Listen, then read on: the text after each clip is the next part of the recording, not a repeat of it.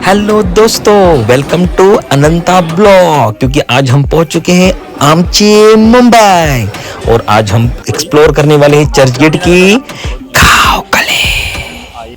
ऐसा इसलिए कि आप मुंबई घूमने आए हो और आपको हंग्री यानी भूख नहीं लगेगी, ऐसा हो नहीं सकता।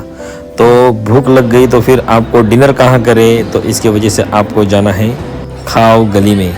क्योंकि खास करके ये खाओ गली इसलिए ज़्यादा फेमस है क्योंकि चाहे आप गेटवे घूम रहे हो या मरीन ड्राइव घूम रहे हो या एफएक्स मार्केट घूम रहे हो या फिर चर्चगेट के इर्द गिर्द किधर भी घूम रहे हो, ये जगह आपको बिल्कुल पास में गिरती है।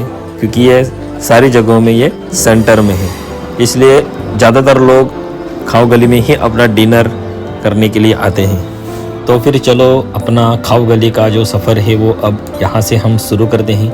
ये है चर्चगेट रेलवे स्टेशन, जहाँ पर हम लोग उतर चुके हैं। और जो साइड में टिकट घर है उसके आगे जाएंगे तो आपको टॉयलेट बाथरूम भी मिल जाएगा। उसके साइड में नाश्ते के लिए आपको दुकानें भी यहाँ पर है। पर न एक्चुअल में हमको जाना है खाओ गली, जहाँ की सारी इन्फॉर्मेशन हमको निकालनी है। तो चलो आगे बढ़ते हैं।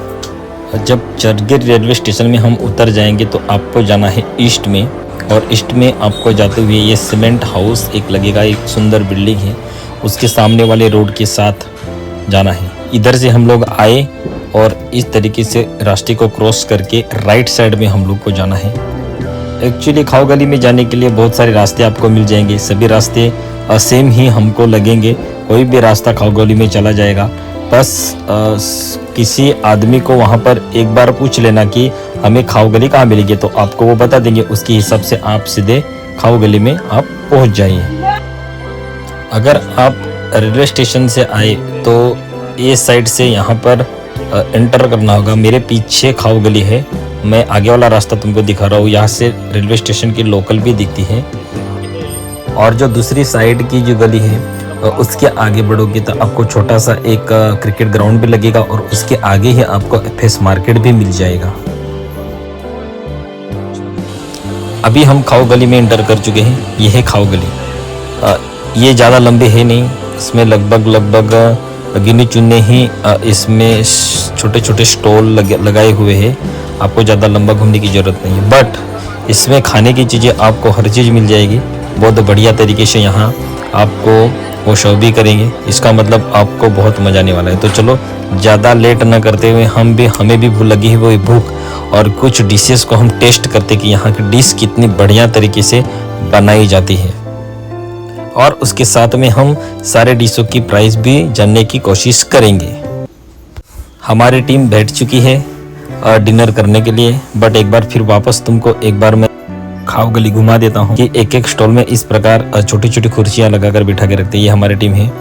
तो इस प्रकार आपको छोटे स्टूल दिए जाएंगे, फिर आप ऑर्डर देके आप अपना खाना अपनी खुद चॉइस के हिसाब से आप मंगा सकते हो, जहाँ पर आपको गर्मा गर्म आपको खाना दिया जाएगा।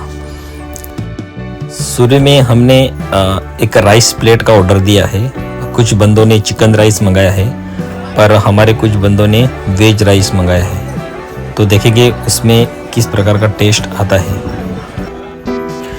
वेज राइस मंगाने के बाद हमने जब खाना शुरू किया तो इसका टेस्ट लगभग बहुत ही अच्छा हमें लगा था, जिसमें नमक की मात्रा बिल्कुल बराबर थी, मसाले भी सही तरीके से यूज किए गए थे, और इसमें हल्का सा तीखापन भी थोड़ा सा ज़्यादा था।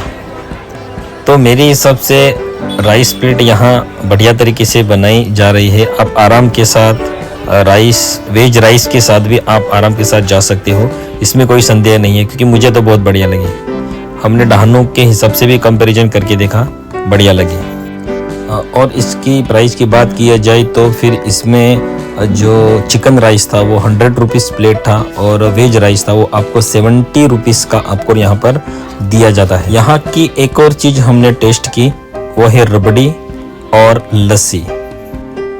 रबड़ी का प्राइस था यहाँ पर 70 रुपीज़, थोड़ा सा हल्का सा 10-20 रुपये कहाँ पर मुझे थोड़ा सा कॉस्टली लगा, बट खाने के बाद इसका टेस्ट बहुत बढ़िया था। मक्खन जैसा लग रहा था, बिल्कुल मक्खन की तरह रबड़ी बनाई हुई थी।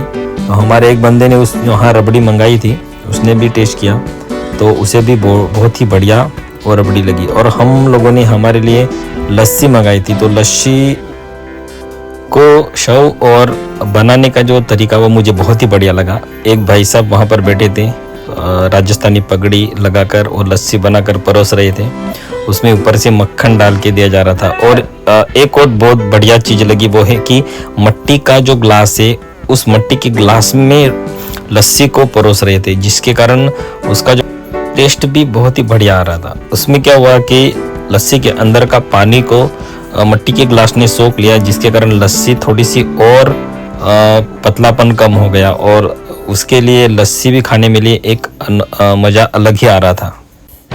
लस्सी के पीछे एक और बहुत बढ़िया बात लगी, वो है कि आप अगर वहाँ पर 2 लस्सी मंगाओगे तो दो ग्लास के पीछे 1 लस्सी वहाँ पर फ्री दी जा रही थी।